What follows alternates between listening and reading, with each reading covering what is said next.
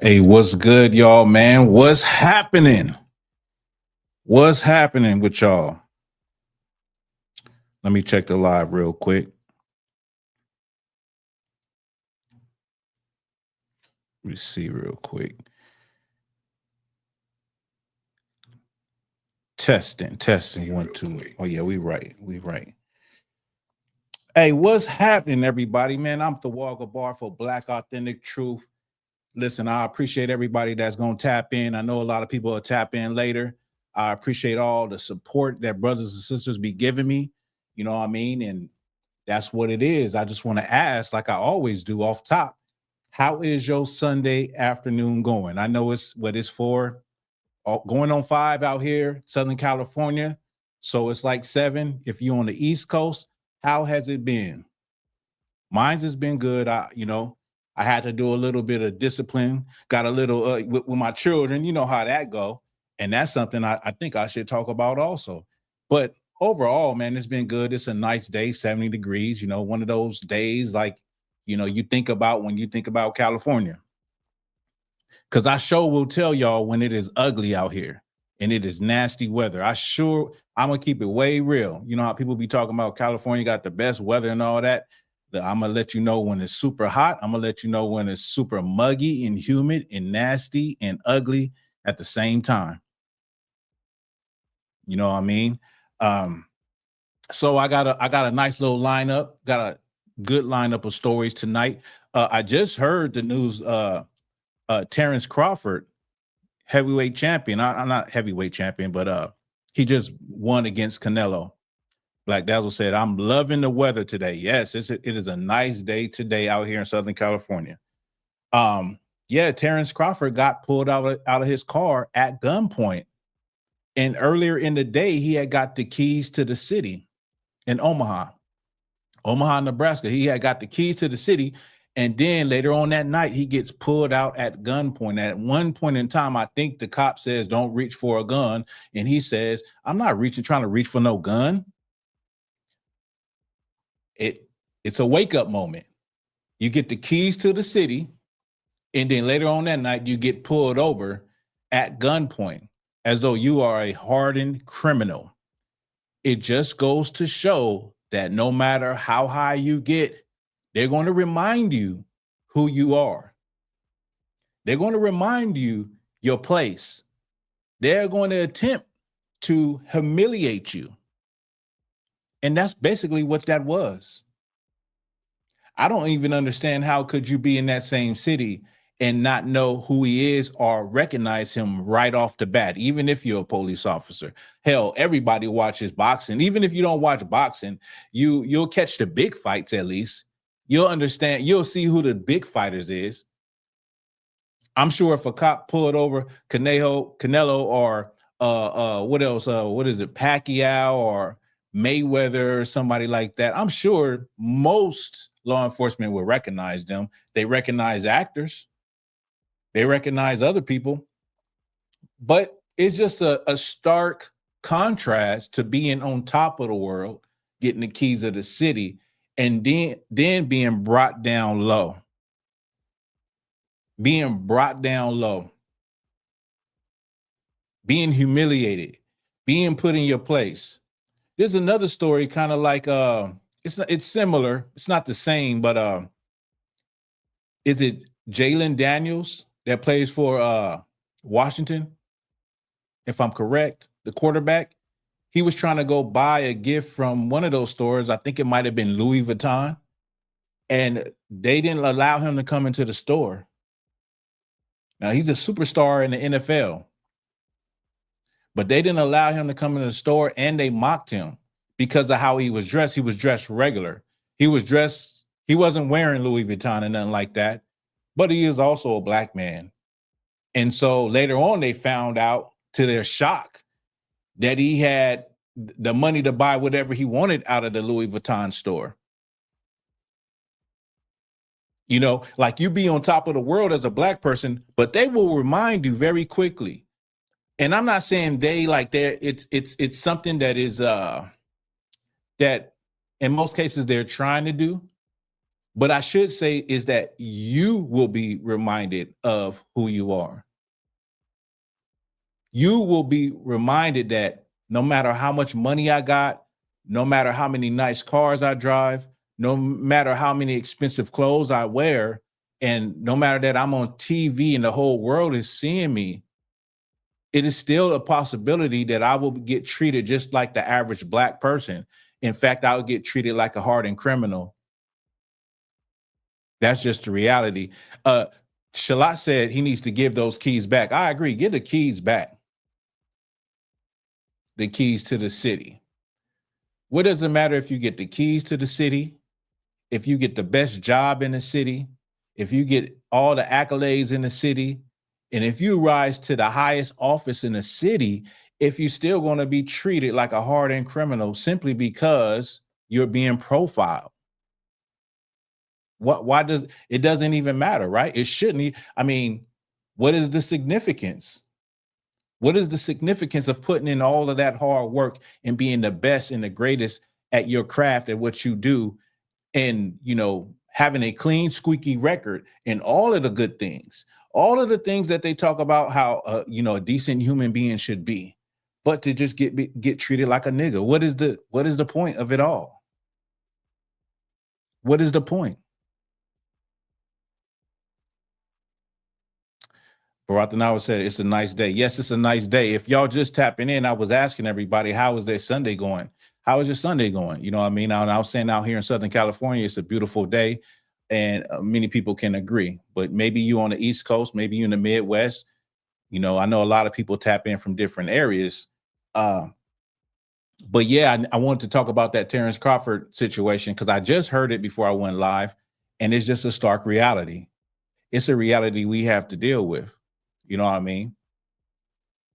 And I hate to bring this guy's name up again. I'm over it. I didn't did enough videos on it, but do you think Charlie Kirk would have got pulled up out of the car like that? Just a thought. Just a thought. Okay, I promise I'm not going to bring Charlie Kirk up anymore. I'm not going to say it anymore. All right. I'm going to leave it alone. Yeah, man, but Shala said no. No, he wouldn't have. But yeah, I gotta line up some things that we need to look at, some things we need to think about. I'm gonna go into a sister being kidnapped in Africa. All right, attempted kidnapping. I'm gonna go into a 23-year-old unaliving herself and leaving behind 3 kids in her family. Right. Some other stuff. What generational curses? Generational curses. Things that we pass on down to the next generation without even knowing it. Right. I'm gonna go into that. Shout out to everybody that's rocking with me. You are rocking with Thawahgabar for Black Authentic Truth. We in the house. You understand? I got energy today. I got some energy today. Shout out to everybody. Let me and so right now I'm going to go ahead and get this first video. It is a 9-minute video, but I'm gonna try to scrub through the video so that we don't take a lot of time on it and just get to the major points in the issue of what happened with this sister that got kidnapped in Tunisia in North Africa. Okay. So let me get this.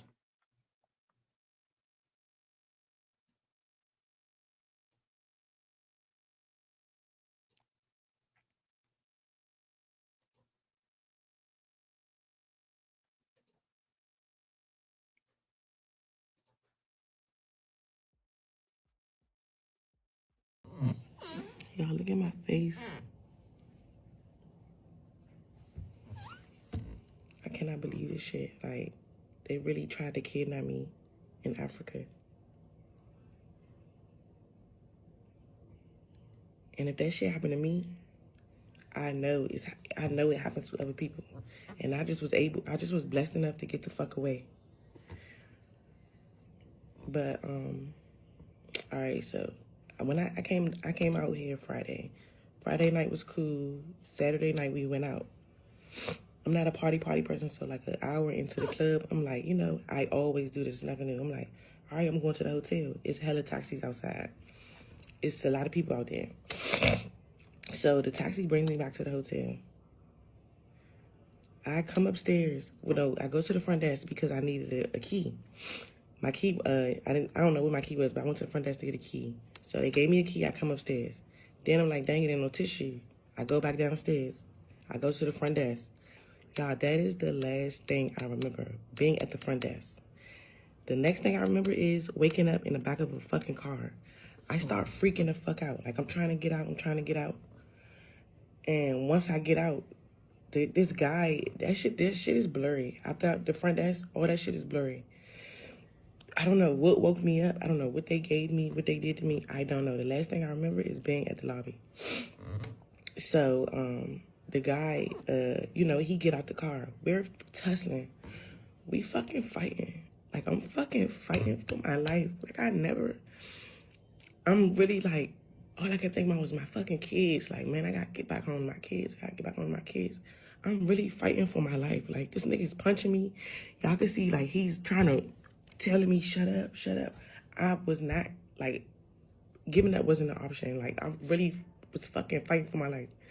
So I managed to get away by the grace of God. I don't even know how I really got away. It's all woods. I just started running. I did not look back. I'm running fast as shit to where I could see cars and lights. I'm running fast as shit, but this shit is blurry. I don't know what they gave me or did to me. So once I get, I finally was able to wave somebody down and get some help. A taxi brought me back to the hotel, right? So, okay, y'all, I'm in the airport. So this sister, she's out of the country. And a black man had said, what was she doing in the Arabic country? Good question. And I'm gonna get to that. She's out of the country. She's in North Africa, her and her friend, and they go out to the club, and she leaves early because she's just not feeling how many people is there. She hops in a taxi, and she gets back to the hotel. And for whatever reason, she goes upstairs, puts her stuff in the room, and then she comes back to ask the front desk something, and that's all she remembers. She wakes up in a car. She wakes up, starts fighting a guy. She gets out the car, starts fighting a guy. She runs, she gets away, runs through the woods until she could see light in cars.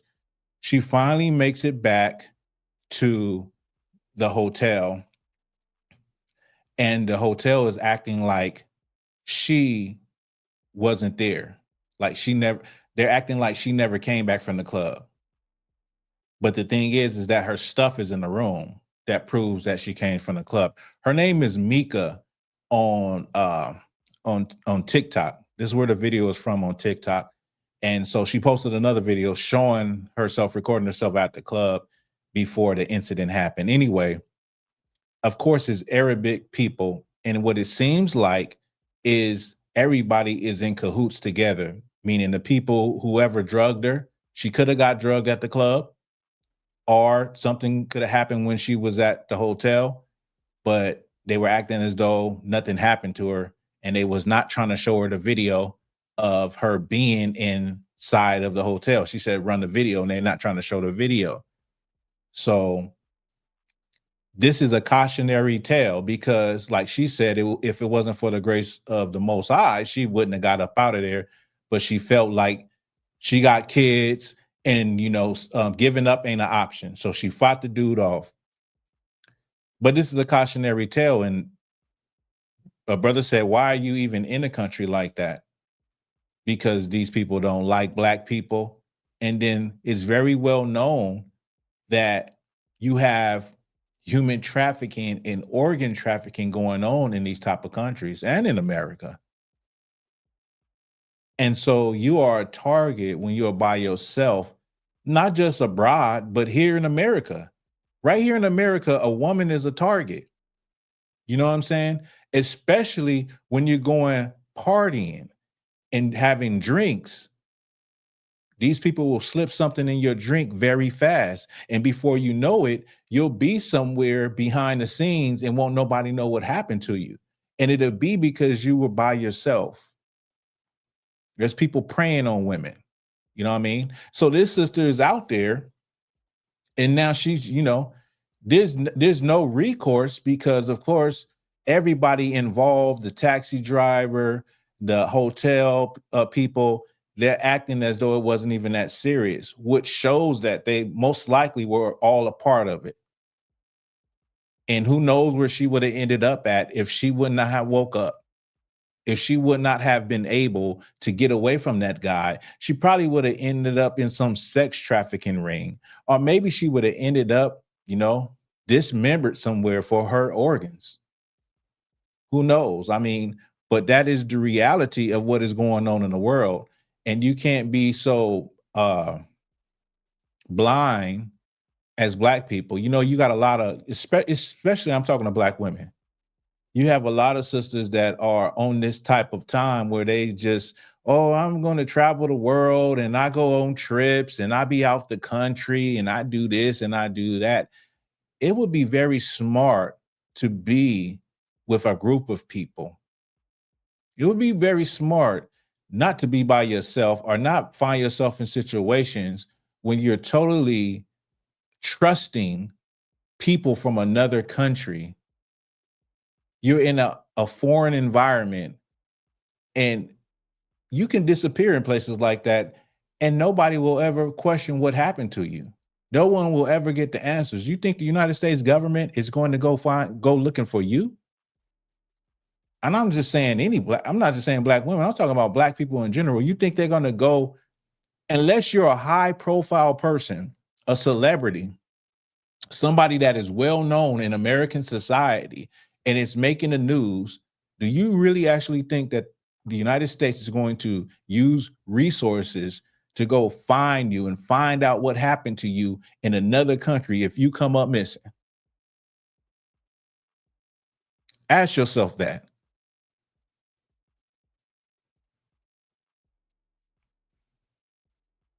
Do you really think that they would use resources for your Black ass? I had to say it like that so it can hit home for some of y'all.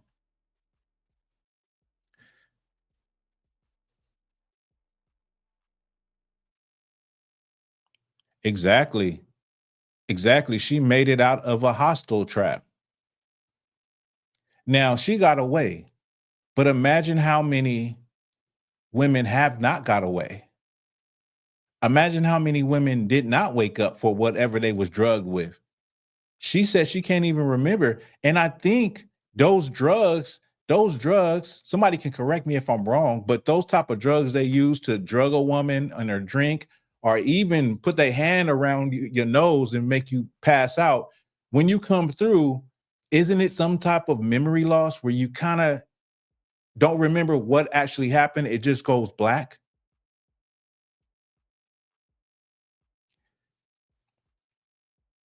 I mean, this is, like I said before, this is a cautionary tale.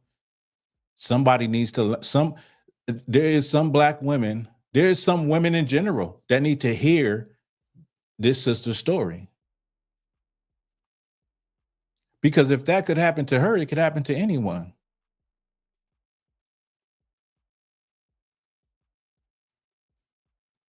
Now, I've told this story before. I'm going to tell it again because it might help someone. Now, this is someone that, I loved, that was out having a good time partying, happened to come across some people, some friends, and even a ex-husband, right? So they were at a club or a bar, and then they decided to go to another one. And when they went to this other bar, she happened to get there earlier than everyone. So she went inside the bar. It was live music, listening to the live music, got a drink, got a table, and sat down, wasn't feeling good, and text the friends, hey, this is where I'm at. Where are you guys at? Oh, we're on our way. So Fast forward, by the time the friends get there to the door, it was a African bar, right? They were closed. And they were like, wait a minute, no, our friend is in there. She just texted us. They're like, no, no, no, it's closed. So then they really pressed hard. Like, if you don't open this MFing door, something about to happen. They go in, find her by herself in a back room. Whatever was put in her drink, now she couldn't remember what happened. Had it not been for those friends, Lord knows where she would have been. Right? Just like this sister. Had it not been for, the grace of the Most High, she could have, who knows, she would have ended up in some sex who knows, who knew what the Africans, and these are Africans in America, who knew what they would have done. This is a real life story that I experienced. So you can't be a woman that is so heavy on partying and having a good time that you don't recognize the signs and you're not looking out for your safety, because there are people like that in this world and you don't think that it could happen to you, but it can happen to you. It absolutely can happen to you. So hopefully somebody that's watching this live, hopefully somebody that sees it later, hopefully somebody gets the message that you just can't be, drinking here and going there by yourself and being in that element, because there are people that are preying on you. They're preying on you. You walk up in a place by yourself as a woman. And in this situation, we can tell that the taxi, the club, and the hotel, they're used to this. They had a whole little operation going on. Like the brother said, she was able to escape a hostile situation. Like that movie Taken, you know what I mean? So this is just a cautionary tale. Be smart. Think about the places you're going and be with some other people. Don't be alone trying to party and have a good time. We do not live in those days anymore. We don't live in that time no more. We don't live in that time where a person can go overseas by themselves, a woman, particularly a woman, go overseas by herself and go enjoy herself and go to this bar and go to that bar. I promise you, or I'm telling you, you will come up missing. Anyway, our people are hard-headed, so they don't like to hear the truth when it's put into their face. But this story brings the truth straight to your front door. Somebody better heed before you become a statistic. I know that much.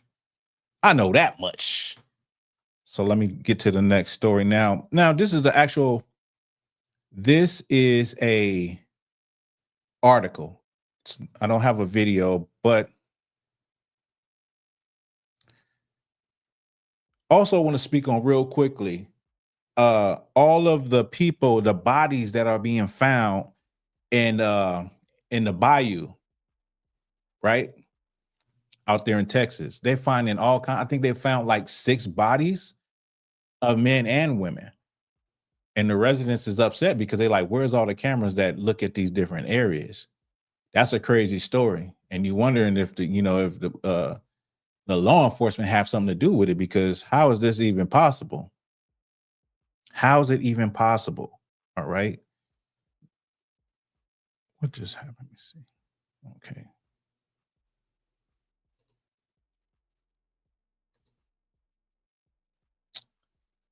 Let me drop that back down. Give me 1 second.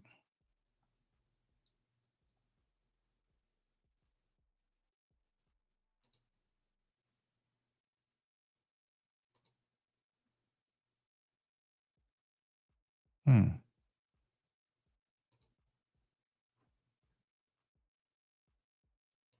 gonna screen share. Remove this. screen share the article.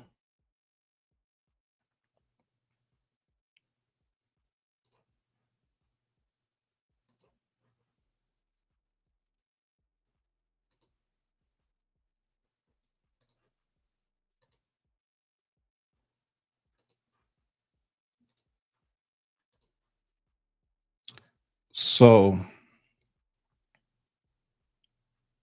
me close this. How do I close this? It says influencer and mom of 3, Nucky Sylvester, age 23, dies. Unimaginable loss, says her family. Now, this is a picture of the sister, and it says that it says Nucky Sylvester, a Ohio-based content creator, died by taking her life on Tuesday, September 23rd. She was just 23 years old. According to a GoFundMe post shared by her family, the internet personality, who was known by those closest to her as Zen, was a cherished daughter, sister, friend, and mother, and will be profoundly missed by everyone who knew her. On Facebook, where she regularly shared posts about her life and photos of her children, she maintained a following of nearly 8,000 people. Sylvester was a mother to 3 young children who were ages 6, age 1, and 3 months old. We are devastated and heartbroken by this unimaginable loss, reads the family's GoFundMe post. Zing was a bright light in our lives. We will always remember her for her beautiful voice, her powerful soul, and just her presence alone. Per the post, the family is raising money to cover the cost of Sylvester's funeral and memorial services, in addition to any other unexpected expenses that may arise. So this sister, she took her life. And I want you to know I'm avoiding using the S word, but this sister took her life.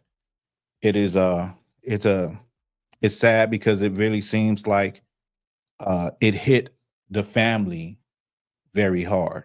It was very unexpected. And it says that she had a 6-year-old and a 1-year-old, and she had a 3-month-year-old. And so a question is, and first, let me just say my condolences to her family. And it's a sad situation for her children.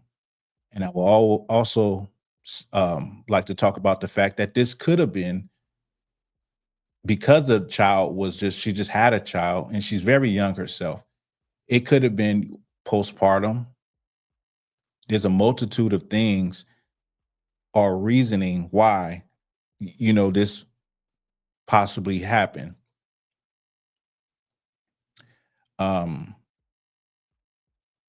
There's a little bit more. Let me get a little bit more. Let me see. There's some words. I believe she left some words. It's not here, but she did leave some words about taking care of her children. She left a letter basically saying to take care of her children at her funeral. Let them wear pink because boys wear pink, and something to the nature of that. I'm just paraphrasing. It's not exactly, but yeah. And so the point I wanted to make, many people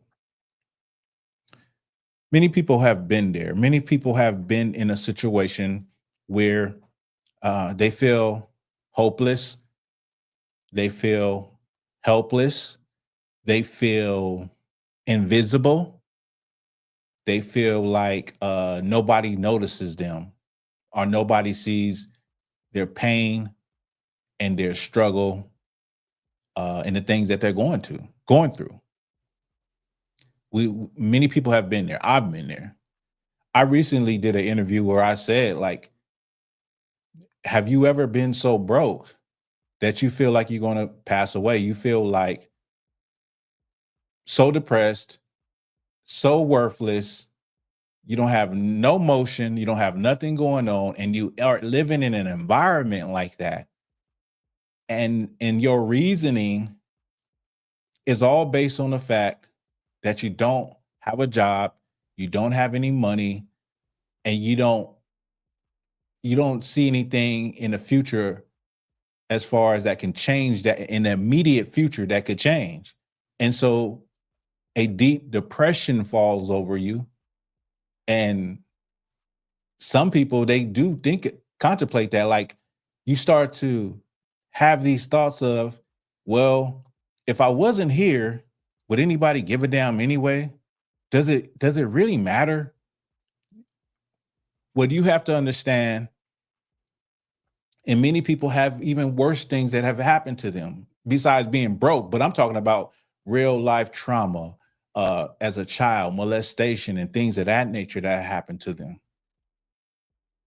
What you have to understand is that those thoughts and that depression is a demon that wants to kill you, that wants to destroy you. That's what it is. If you don't have the tools to fight it, you're going to lose. Okay. But the number one thing is to know that if you're going to cave in, and I want people to understand, I am not attacking anyone in that mental state.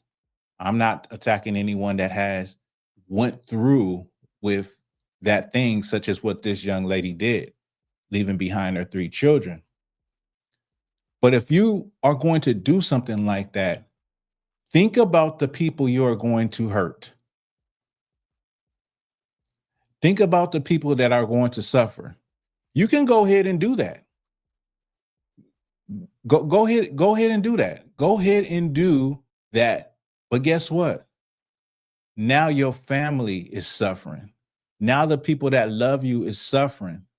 Now your children are set up to suffer, and they're set up to possibly have a life of dysfunction, and people take advantage of them. Now they don't have any true, real protection from the one who birthed them.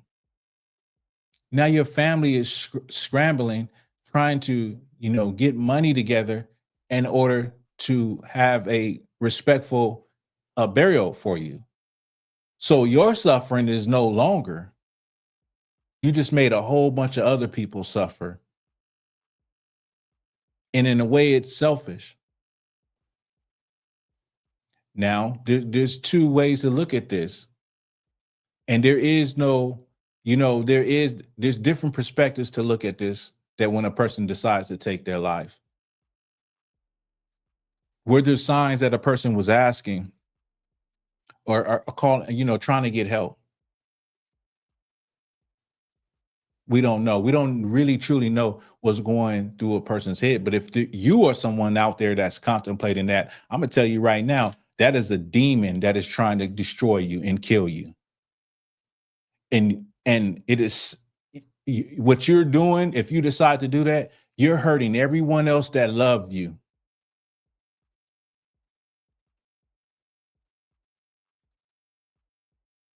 You're going to, for the rest of your mother and father's life, they have to live with a hole in their heart and the pain of what could have been. Your children have to grow up looking at other kids with their parents and their mother and wondering, why did their life have to be this way? And it's almost a guarantee from that type of trauma that those children are going to get addicted to some drugs. When I was recently on a post about this sister, and it was a sister in there that said she feels some days she feels the same way. People don't understand having kids. And I told her, like I'm telling people right now, wanting to take your own life, that's a demon that wants to destroy you. That's all it is. Depression is a demon that wants to destroy you. That's all it is. It wants to just take you out. And so you have to fight. I told the sister that, and I said, DM me if you would like to talk. Now, of course, I know ain't nobody going to answer that, but the invitation is there. You have to fight. You have to fight when you're going through that in your mind. Think about, think about, just think about when a hunter, he's going out to hunt a deer and he shoots the deer. Have you ever seen that before? A lot of times these big animals, they don't die right away. They take off running and they fighting and they fighting and they fighting. Or think about a fish. When a fish, when a fisherman catches a fish and he's reeling that fish in, and that fish has got a hook in his mouth, what is that fish doing? It is fighting for its life. It is fighting to live. So if you have that in your mind, that depression in your mind, and you feeling like, what is life worth? I'm going to take my life. Fight to live. Do what a fish would do when it's about to get pulled up, slayed and flayed, and put on an oven or a stove or fried. Do what a fish would do. Fight for your life. Fight for your sanity. That's a demon that's trying to take you out. That's a demon straight up and down. I'm keeping it 1,000 with you. Don't get caught up, because we all been there. So don't get caught up in, you know, how life ain't going right for you and your circumstances. Don't ever pity yourself. Don't ever think about, you know, woe is me. Don't think like that. You feel yourself starting to think like that, snap out of that shit. Say, nah, I ain't going out like that. I got too much to live for. I got kids that look up to me. I got family and friends that actually love me. I just need to open my mouth and say what's wrong with me. I need to tell somebody what is going on with me, and maybe I need to go see a therapist. Go talk to somebody instead of holding all of this stuff in. But if you ever feeling like that, I'm not going to tell you, oh, Jesus love you. God bless you, brother. I hope you stay. I hope things work out for you, brother. I'm going to tell you, brother, you better fight. Sis, you better fight. Come on now. I can't. What else can I convince you? You think me telling you, oh, I'm sorry to hear that, sis. God bless you. I'm going to be praying for you. You think that's going to help her or him? That's what people usually do. That's not going to help. I'm going to tell you the truth. It's a demon trying to kill you. Now, do you want to go? You can be another statistic, or you can fight. And then 10 years from now, you'll have a story to tell someone else. And you have the ability to get somebody else to fight because you've been through it and you've been down and you was almost there, but you fought. You fought for your life. All right. I hope that helps somebody. All right. Once again, condolences to the sister's family. And, we hope that those children become successful, strong, Black human beings in this world. All right. So just because things don't look good in the beginning don't mean they won't turn out good. Right. There's some good things that then came from good people, great people that came out of horrible situations. Hell, Black people that came out of the worst situation ever. Look at what Black people have been through. Look what Black people have been through. Look at what the things that have been done to us. You have to agree that Black people are a miracle. No one else has been through what we've been through, and we're still going. We're still pushing. We're still smiling. We're still able to have a good time. We're still able to be us. After all of that, you have to agree that Black people are a miracle. You have to. You got to.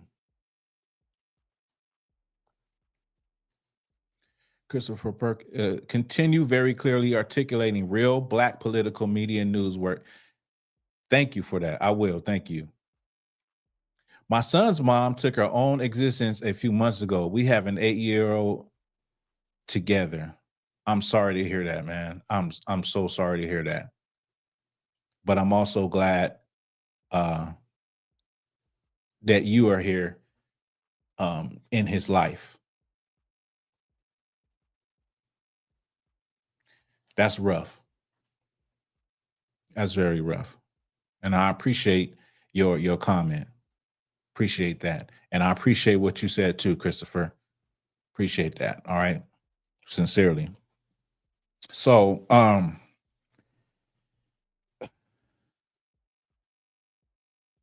let me okay. Soy to Padre 909. He said, I'm thinking the demon that caused her to torment was bigger than the love she had for our son. Understanding that helps me understand her pain. We'll just say that the demon won. The demon won. And the demon is there to trick you out your spot. The demon is there to destroy us. That's it. Let me show you how a demon works in your mind. I'm walking into the store. Two men are walking into the store and they bump each other. And one man says, "Dang, bro." And the other brother looks at him like, "Nigga, you bumped into me." Then the other brother said, like, "What?" Then it turns into something big. And then somebody pulls out a gun and unalives someone. Where it could have been, you bump into somebody. "Dang, bro. Oh, sorry, brother. Excuse me. My bad. Pardon me." Like the demon can play you in your mind. A lot of times y'all be in situations, you know this, you be in situations where you're telling yourself, calm down. It's not that serious. Calm down. It's not a big deal. But a lot of people in the world don't have that they don't have that in their spirit. So the demon just ride them like a horse straight off a cliff, doing something crazy, doing something that made no sense at all, doing something out of their emotion, real emotional. A lot of men are emotional. A lot of black and brown men are very emotional, and anything can tick you off.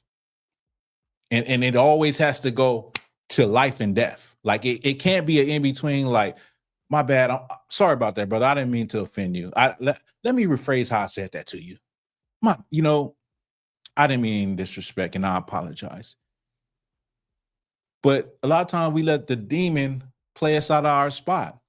And now we're dead or we're in jail for the rest of our life.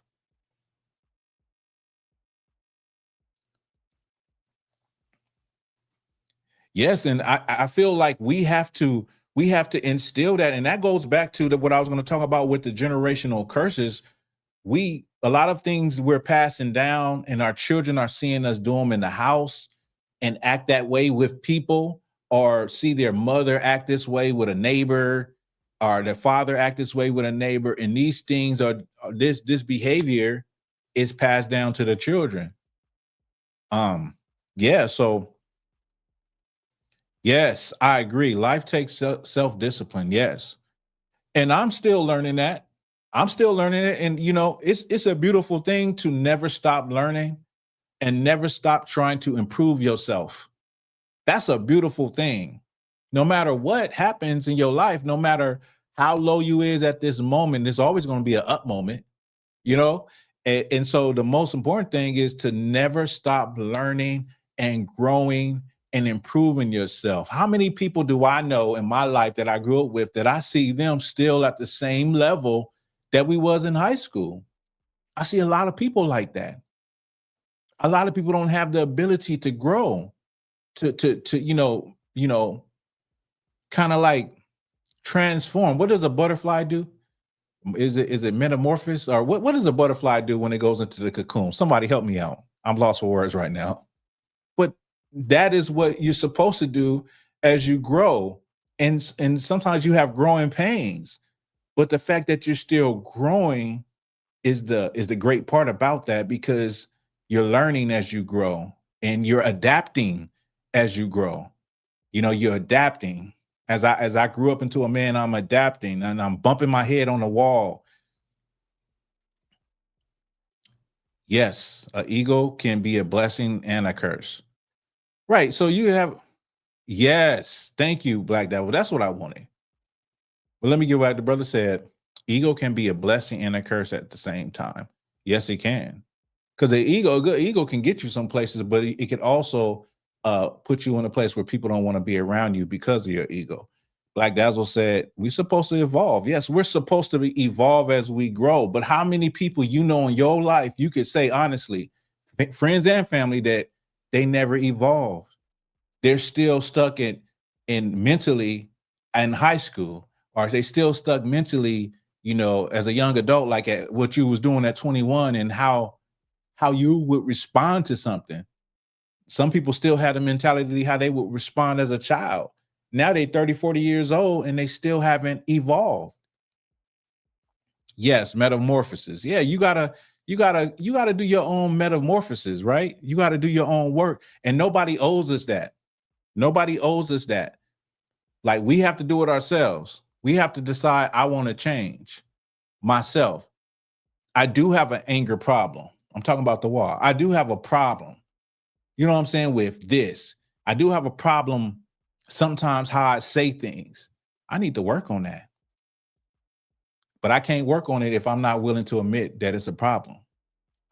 If you're not willing to admit that you got some issues and you think you all perfect and all that, then what's the point? You'll never, what's the word? Evolve. You'll never evolve. You'll be stuck in your ways. Let me get this video on. All right.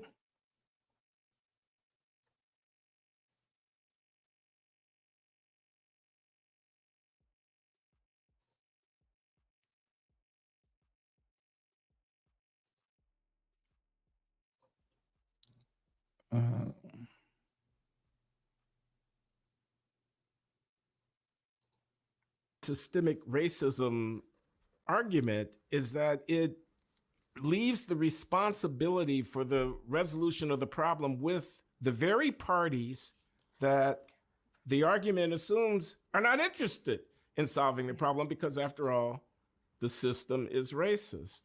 It's disempowering.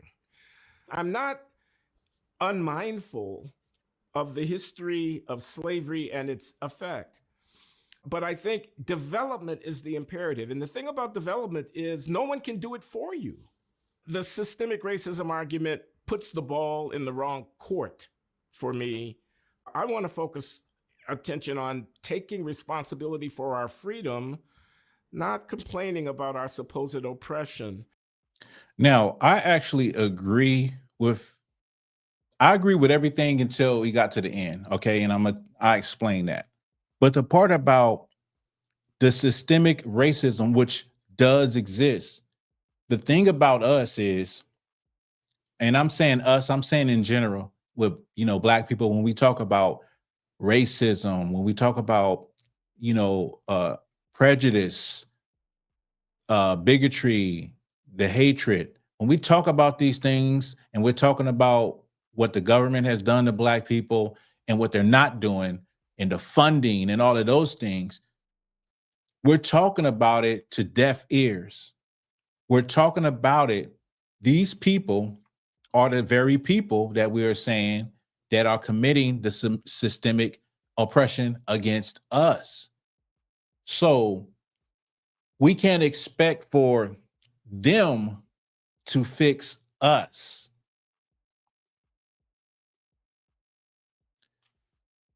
Yeah, I'm gonna get to that, Black Dazzle. We can't look at, okay, the way, I'm trying to articulate this the best I can. In the way that we talk about what is happening to us, and it does happen, but we expect the people that are doing it to us to listen to us or to care. You get what I'm saying? We have to focus, like what he said, I would rather us focus on what can we do, right? So we're talking to these people about the oppression where they are the oppressors. It's kind of like a drug addict going to talk to the drug dealer and tell him all the problems that he's having in his life. The drug dealer is creating these problems by selling him the drugs. And you think the drug dealer cares about the person that is on drugs? About, yeah, man, I'm trying to get on this program, but I can't because, I don't be having enough money. Well, he don't have enough money because he's spending with the drug dealer. But you think the drug dealer cares? You think the drug dealer is interested in helping this drug addict become, a decent person that don't need drugs and don't have to get drugs from him anymore and don't need him at all? No. You think that he can have a form of empathy on a person he's selling drugs to? No. That's the same thing with systemic oppression and how we're looking at it in general. So we're asking for reparations. We're asking for these things that are deserved, but are they really going to do it? What would be more powerful?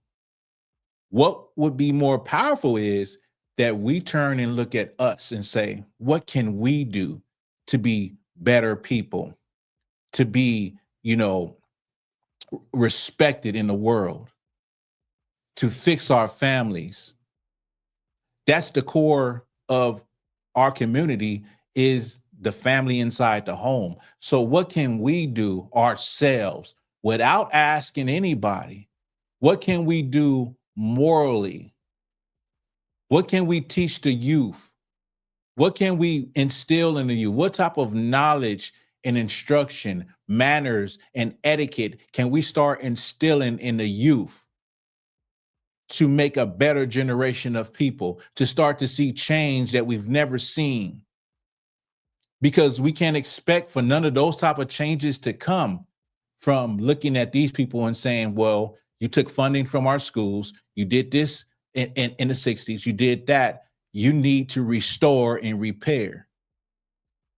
Because if it's taking that long for them to do anything, why do we think they're going to do it now? Why don't we just decide, listen, we're going to fix ourselves. We're going to fix, we don't need nobody's help. We don't need anybody. We don't need reparations. And I'm not saying that it's not deserved. Don't get me wrong. I'm saying $11 trillion come through the hands of Black people a year. Money ain't even a problem anymore with the Black community. Okay, more money comes through the black people in 2025 than in the 1920s and 40s. So money is no longer the issue. Now the issue is up here. The issue is in our mind now. The issue is in how we behave. The issue is in how we, how we live. The issue is in the dysfunction and the things that have never been addressed as far as mental illness and those type of things. It's not in resources. You know what I mean? So if our ancestors could have survived back then, coming out of slavery, of course we could survive on our own. Like, who you think you're talking to? You talking to walking miracles in Black people. Yes, drugs is definitely an issue. Drugs is definitely an issue. Now, at the end, he says we should focus on that instead of our supposed oppression. You know what I mean? And that sounded like denial. What I'm saying, we're not denying that these people are devils. We're not denying that we are oppressed. In oppression, I feel like people that hear Black people say Black people are oppressed, we're still oppressed. I think people that are not Black, what they hear is Black people saying we're still in slavery. And that's not what it is. Oppression is just unfair treatment from a government against a group of people. Unfair treatment or force against a group of people, a specific race of people by a government or entity. Like, that's what oppression is. If you want to make it really simple, it's unfair treatment. So let me ask you this question. Do Black people as a community get fair treatment? When Black people get pulled over versus white people, do they get fair treatment? When Black people apply for a job versus a white person, do they get fair treatment? When they apply for a home loan, Navy Federal Credit Union, do they get fair treatment? There's so many ways in so many areas in society I could go with where it is unfair. That's what oppression is, all right? But he said, suppose it as though it doesn't exist. It does exist. That's the only thing I disagree with what he said. Everything else I agree with. Like we're not looking. And when I talk about history and I bring out the crimes, I'm not trying to convince. When I bring out those atrocities and those crimes about what America did to Black people, I am not trying to convince white people about what their forefathers did, or white people of, what, the reasonings and that this stuff was evil. I'm not trying to convince them. It's to educate Black people and to help Black people see that the things that were happening in the past are still happening today. It has nothing to do with getting, some white person to say, oh man, I have so much remorse for what my ancestors did to Black people, and I'm so sorry, and I want to give an apology. That's not what it's for. Does it have an effect? Yeah, sometimes it does have that effect. But it's not to convince them that they are oppressing Black people. They are in denial. It's like the drug dealer that destroyed the person that's an addict now. And the addict is saying, I want to get back to my life together. I'm finna do that. I'm finna do. You think he cares? The addict is saying, yeah, well, I went to go see a therapist and they said these drugs is what destroyed me. You think the drug dealer cares? He doesn't care. He has no reason to care or feel empathy or sympathy or compassion or nothing like that. He created this situation. So why should he care? Why would he care? Have you ever met a compassionate drug dealer? Very rare, right? It's also very rare to meet a compassionate white person that has empathy for the crimes of the past. So I'm not in the job or in the business of trying to convince them. All right. Yeah. So that goes into generational curses. And so what we were talking about earlier, right? We was talking about the things that our children see in the generational curses that, we pass on. And believe it or not, a lot of you Black people, a lot of Black folks is living in generational curses, but they think they're actually doing better than their parents. This generation is actually worse than the generations of the past. Black people in the past were actually doing better, more likely to be in a two-parent home before integration. And we're talking about a time of extreme racism, Jim Crow, segregation, you name it, church being bombed and all of that stuff. And yet the Black people of that time had better families, father and mother in the home. And so, excuse me, a lot of the things that we're passing on, and I'm not drinking, I just want y'all to know I got that red cup, but ice with body armor, it's pretty good. Pretty refreshing. Where's I at? But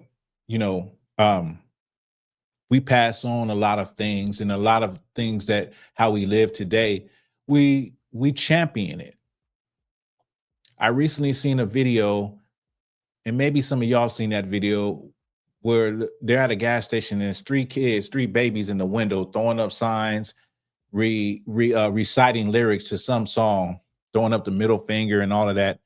And that type of stuff we think is actually funny and it's cute to have our children act like adults, to act as though they are adults, to dress like they are adults. We have a dysfunction in our community where we think that those things are funny and it's cool to dress up your son like a little man or your daughter like a little woman and have them pose on Facebook and Instagram and like a grown person, and make these children grow up too fast. We do a lot of things in front of children, watch a lot of programs. There's a lot of stuff that you probably watch in front of your children they shouldn't even be seeing.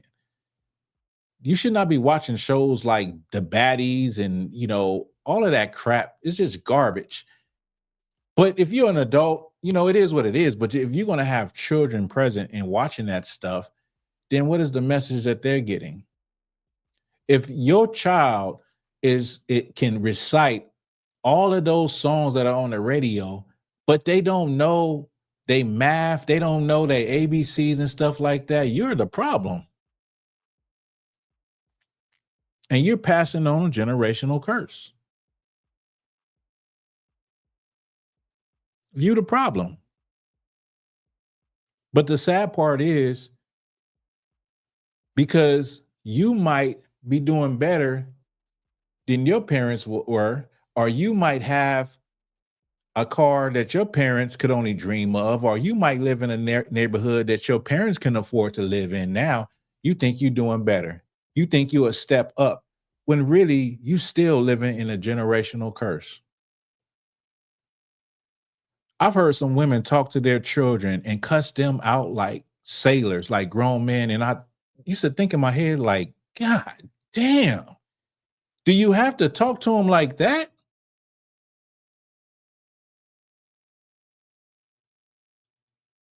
And so I'm kind of mindful of what I do and how I do it in front of those who are looking up at me. I'm talking about children, as you should be too, you know. But, there's multiple ways in which we pass on negative traits that we learned that we thought was cool, whether it be how you behave in front of children, fighting and fussing with your significant other in front of children, as though, and then they grow up and think those things are the way to go. Those things are the way to be. That's how relationships go. There's probably some other things that I'm missing that I can't remember right now that I wanted to talk about as far as generational curses, but we definitely are passing on generational curses, and we're not getting better. We're getting worse. In fact, the data shows that we have gotten worse. Just the data shows that we have gotten worse. And so we have to reel it back in and say, like, once again, what can we do to be better? What can we do to produce the next generation that is going to be better, that will not have the problems that we had, that won't carry those things on? There's a lot of things that I can honestly say that I grew up seeing, and behaviors that died with me. They didn't get passed on to my children, or my children didn't have to see them or experience them. Like, I grew up seeing everybody around me smoke cigarettes or weed. My children didn't have to see that. Think about the children right now that have to sit in a house where blunts are being passed around and cigarettes are being passed around and people are coming in and out.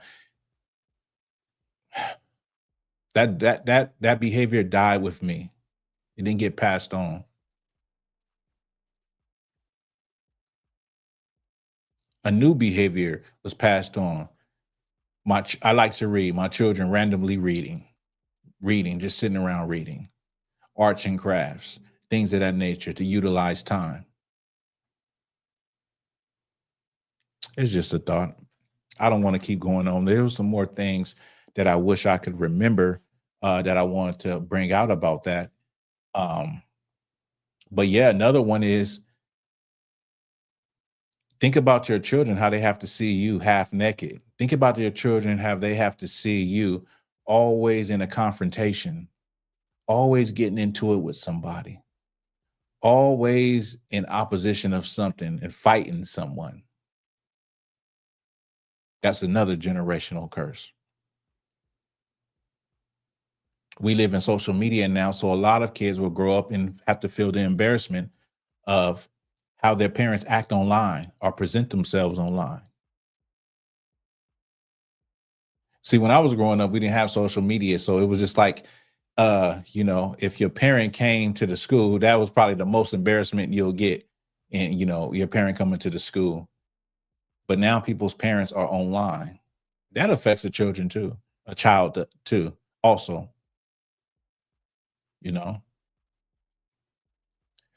But anyway, I'm gonna move on. All right. I hope I made the point. Hope someone got something from it. I skipped. All right, let's get into some. All right, let's get this video.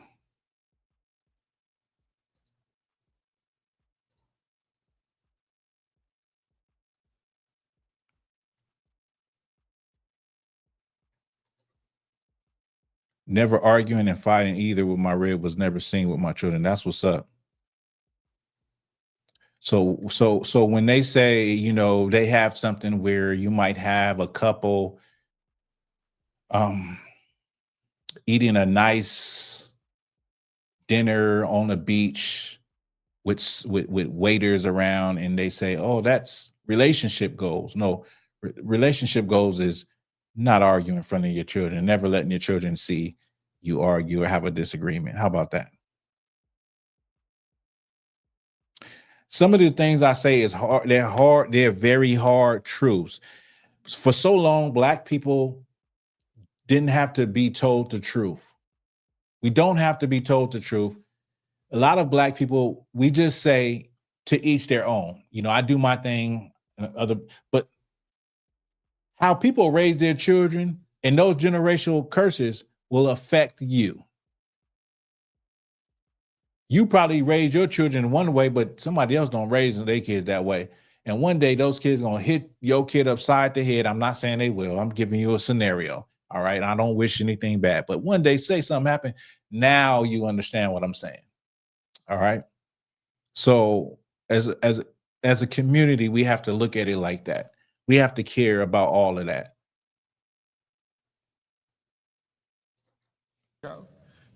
Or 200 years ago, when the blacks were slaves, did they ever go to Washington, D.C. and have a rally 200 years ago to protest against slavery? Did they? No. What did they do? Well, a lot of good people in the plantations would say, hey, it's wintertime. Let us help build a church for you, dear folks. And they loved them and taught them how to read so they can read the Bible. And here's what the blacks did about 150 years ago. They humbled themselves. They prayed. They sought God's face and they turned from their wicked ways. And God made slavery illegal through several white presidents, right? It worked, didn't it? They didn't protest. What in the white Jesus did I just hear? Did y'all hear what he just said? He said Black people in slavery.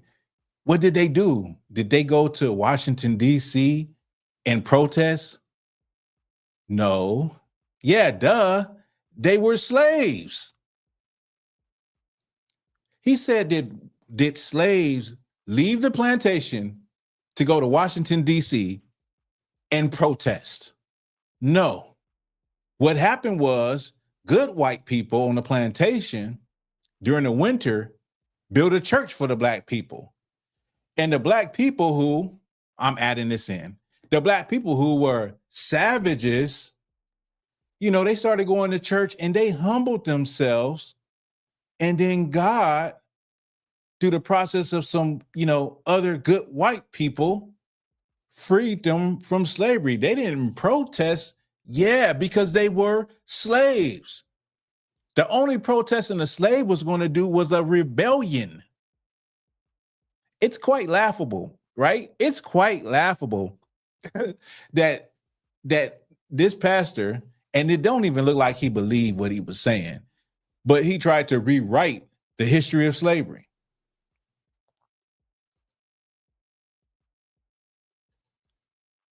He says the covenant with the Most High was broken when our ancestor was enslaved, and we were never re-engaged with the Most High.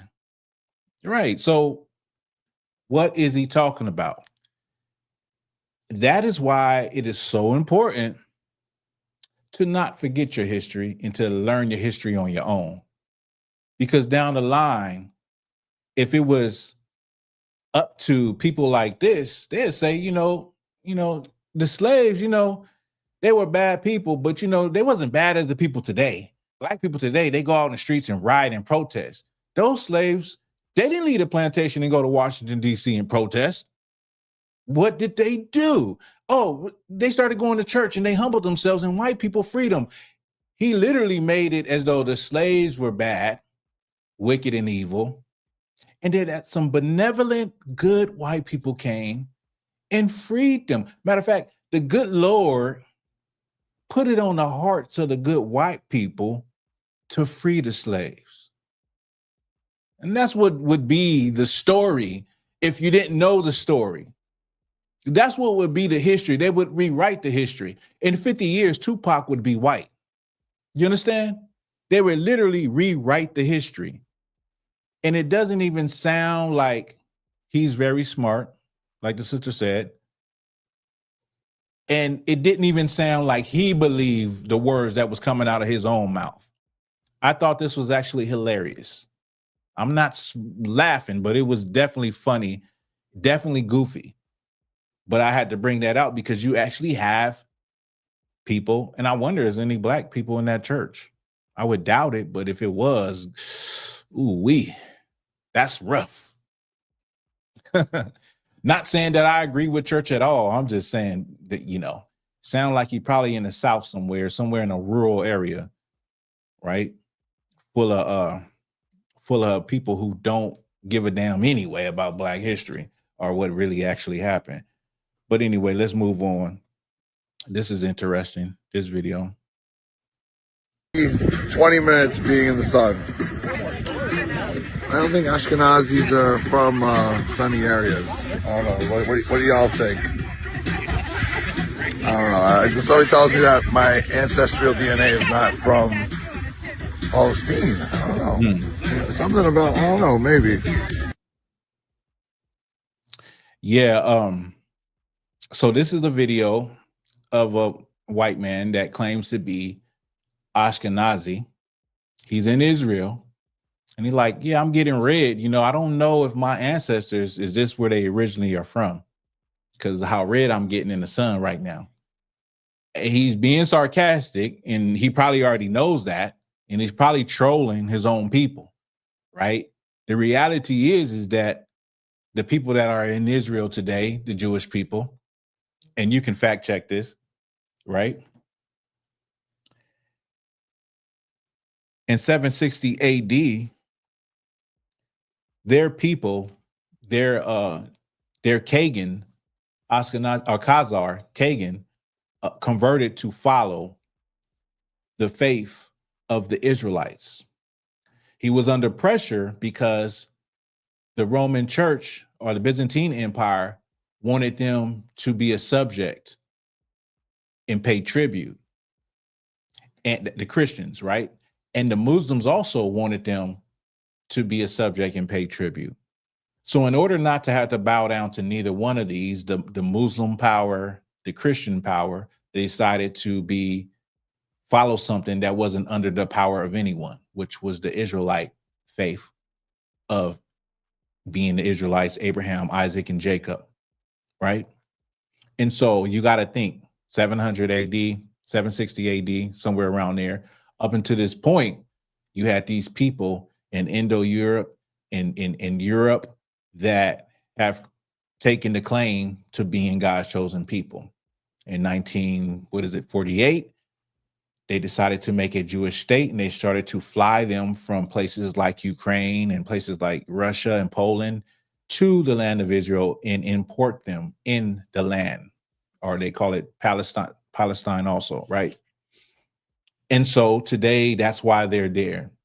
A real small synopsis of how they got there, meaning they were not the original people there. They're not none of the people there, in fact, are the original Israelites. And I'm going to show you some history, what people would have looked like, what the phenotype of the people what they would have looked like in the time and in that place.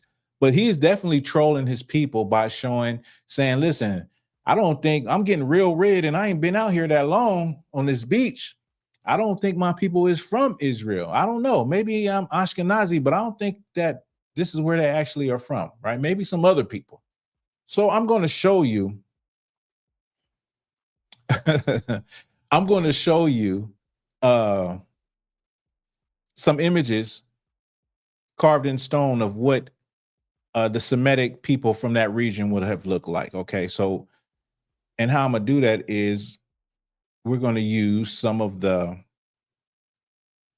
Now these are some of the. Let me remove this. Stop screen. These are some of the carvings that were made during the period when the Hyksos were ruling Egypt in the 15th dynasty. So I'll pull them up. Let me drop this video. I don't need to drop it. I'll just.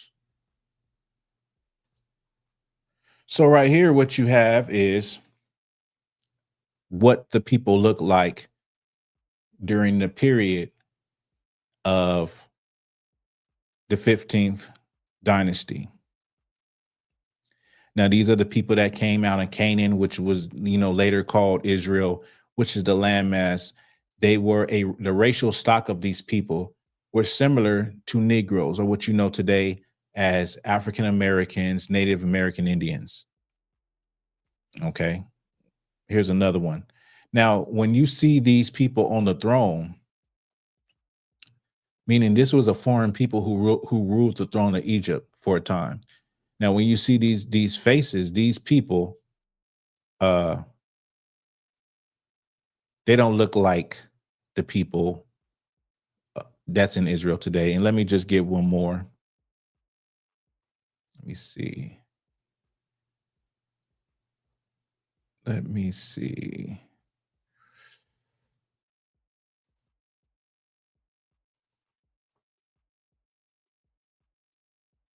Now, the phenotype can easily you can easily say this phenotype is a Negroid or even a Native Indian phenotype for the people who were in Canaan and then migrated through different waves into the delta of Egypt and eventually took the throne of Egypt in the 15th dynasty. Very, very far from what Jewish people look like today. The reason why that is because Jewish people today are converts. They are not actually the real people who were in that land during biblical times. I hope that, clears that up for the Ashkenazi Jewish man or anybody. Okay. Now I think that's it. So now we're going to go into, let's do the Black History quiz. Let's do one of those. And then I'll have a Black History story and then we'll wrap it up. Okay. So let's do that. Let me see.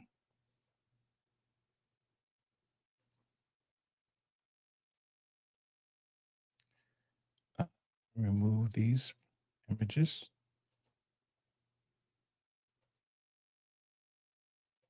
I got to get the pictures. Dang. Okay. So now some of these these y'all might know. And I might use a few again. It's always good to review, right? It's always good for review.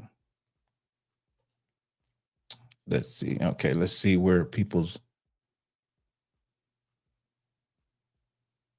Okay. All right, this one. Now, who is this?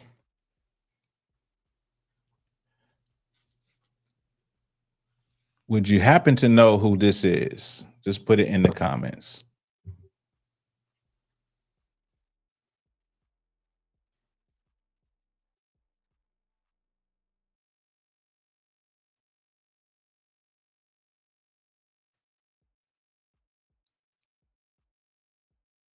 Anybody? Would you happen to know who this man is?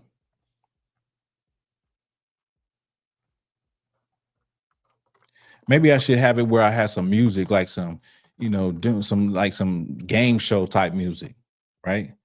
That's right, Shalat. That's George Washington Carver. That's correct. That's correct. Got to hit it right on the button. George Washington Carver. George Washington Carver was an agriculturist. He was a scientist. Came out with different uses uh, for peanuts and things of that nature. And this is actually a rare photo. A lot of the photos have him looking older. All right. Good job. Good job. Just stay sharp on your Black history. You know what I'm saying? Y'all got to stay sharp. Let me get another one. Let me get another one. Let's see. We're gonna get let's get this. I'm sure some people are gonna know who this is.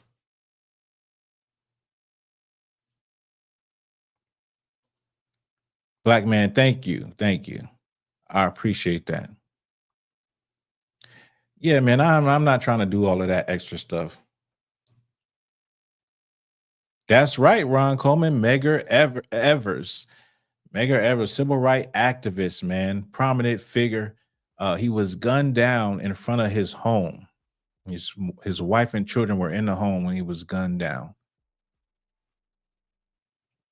All right, let's get another one.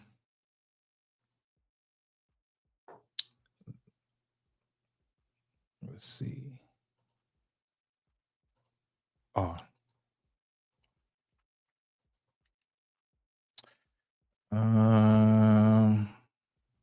We'll mix it up a little bit. Okay, let's get, who's this? I think people will already know who that is, huh?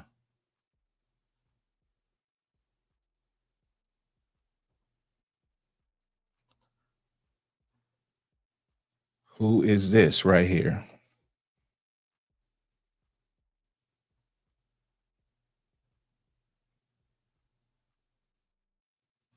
Anybody. Flo Joe. That's right, Ron. Flo Joe.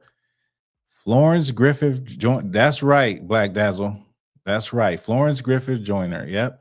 Still holds the records for being the fastest woman in the world. You know what I mean? That's right. Man, I thought, you know what? I gotta do something else because y'all. I gotta figure out something. I need to throw a monkey wrench in that thing. Let me see. That's right, Renee Flojo. Let me see. She her nails was on point, huh? Okay, let me see. Okay. All right, who's this? Y'all gonna know too. I think I'll be outsmarting y'all, but I really don't. I'll be feeling like y'all don't know, but y'all really do. I'll be like, yeah, they are not going to know.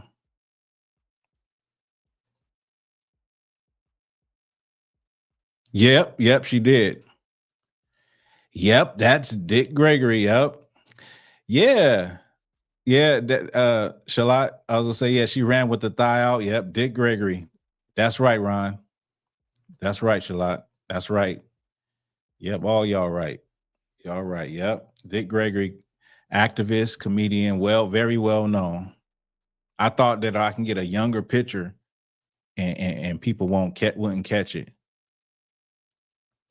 So, let me get back. Let me get now one more. Maybe two more. Okay. All right. Ron said, I'm an 80s baby. That's right. All right, who's this?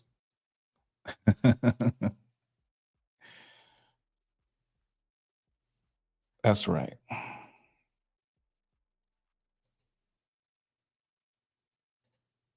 Who's this? Yeah.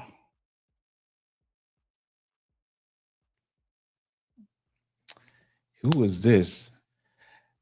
No, Shalai, it's not King David. Nope. Maybe I should bring some King David archaeology though, huh? Yes, Mansa Musa. That's right. That's correct. Mansa Musa. That's correct. You're right, Ron. That was the curveball. That was the curveball right there. Like, I'm like, I gotta try something else because they know, right? Um, and so Mansa Musa was said to be the richest man of all time, and some say just the richest man of the old world. And he made a trip giving out gold. He gave out so much gold that it changed the value of gold in the area of North Africa, right? Mansa Musa, which means King Moses. Mansa Musa, his name means King Moses. Yes, she was coached by her husband, who also was an Olympian. Am I right, Shalot? I think he was. Yes, I think I should throw those in there too. Even if we don't know, it's just a review so that um we can learn about people from the past. Of course, these type of people are not going to be in the public school system of America. You know what I mean? Hey, what's good with you, Black Rain 303? How you doing, brother?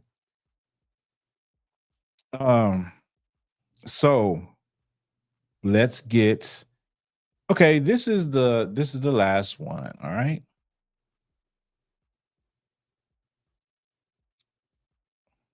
Let me see where we at.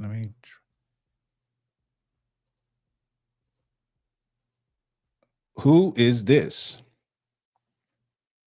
Jackie Joyner Kersey was her sister-in-law. Wow. That's something I didn't know. But I did see the resemblance in the names. Now it makes sense. Who is this beautiful sister?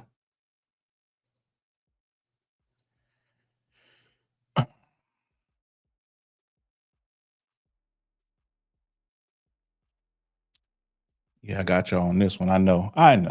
You probably seen her face before though online. Ruby Bridges as an adult. No, that's not her.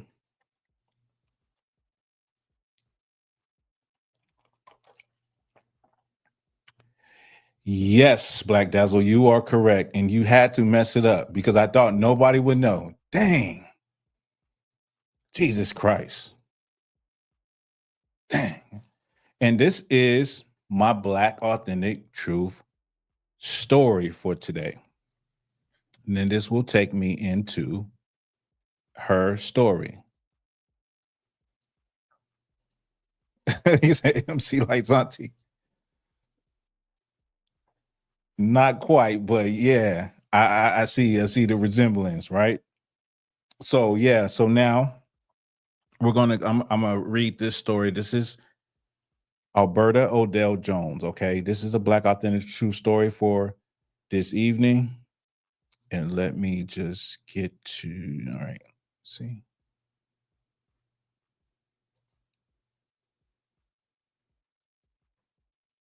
Yes, everything is well. I hope everything is well with you, Black Rain.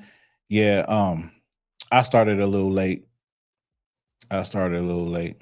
Said next time you'll get it right. Let's see.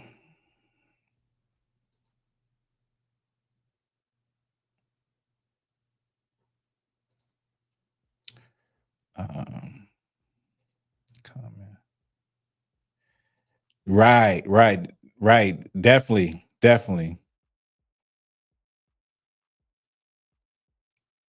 Right. So, okay, let's get this. Well, let's get rocking and rolling, y'all. Get her story.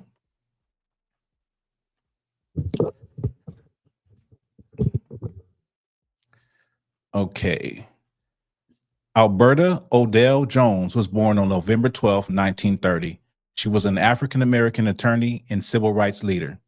Jones excelled at Louisville Central High School before enrolling at Louisville Municipal College, a segregated institution for African-American students.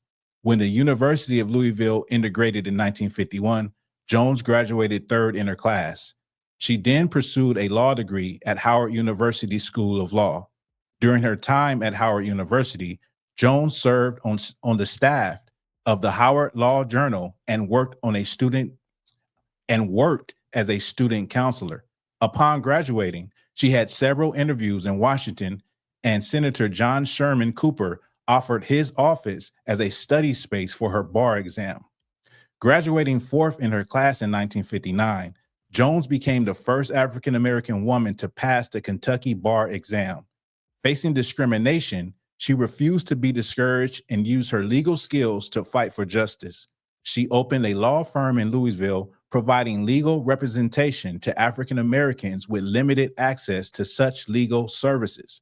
Early in her career, she represented Muhammad Ali, who at the time was her neighbor and was named Cassius Clay. She negotiated his first professional fight contract in 1960 and introduced him to trainer Archie Moore. In 1964, Jones made history as the first woman appointed as a prosecutor in Jefferson County, Kentucky. Moreover, she also became the first Black female prosecutor in the state.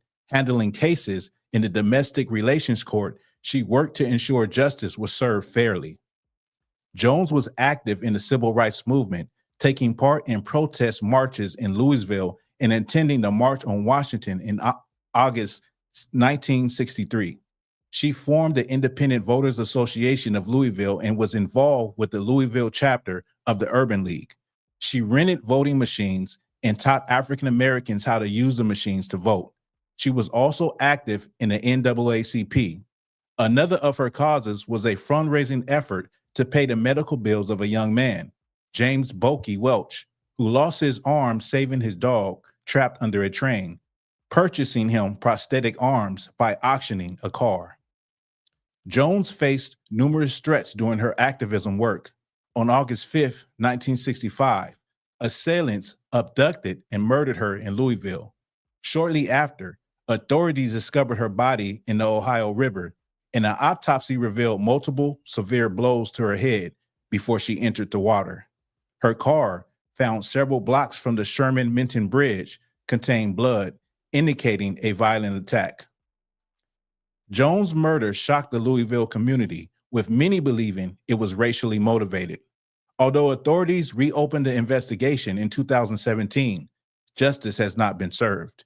In 2023, the U.S. Department of Justice Civil Rights Division filed a notice to close her case, underscoring the challenges of solving civil rights era crimes that took place so long ago. Jones was a trailblazer in the fight for the oppressed. Though her life ended tragically, her legacy will never be forgotten.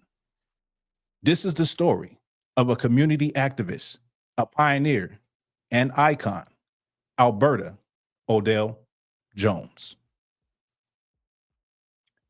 Salute to this sister. All right. And that's the story of this sister. That's the Black Authentic True Story, y'all. This sister, she was one of them ones. She was one of them ones. That's all I can say. You know, and she was a pioneer, the first to do some things. And so, like I read, people like this will never be forgotten. You know what I mean? And this is the reason why Black Authentic Truth exists, because we don't forget up here. We don't say that was in the past. Now we gonna read about it, and we gonna teach about it, and we gonna talk about it. That's what we're gonna do here. You know what I mean? The good, the bad, and the ugly. We're gonna talk about it. All right. But anyway, I just want to give some shout outs to brothers and sisters that's been up in here. I appreciate everyone that been rocking with me. So I'm just gonna start from the top, and like I always do.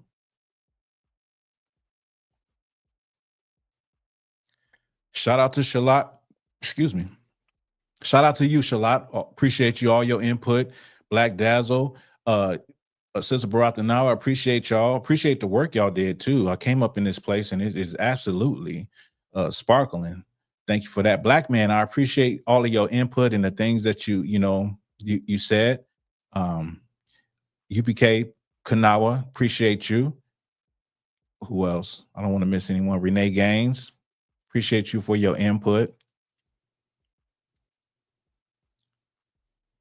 Soy to Padre 909, appreciate you for that input. That's not easy to to say that you lost someone like that, and it was right on the same subject as which I was talking about. Christopher Perkins, thank you for your input. I appreciate you also.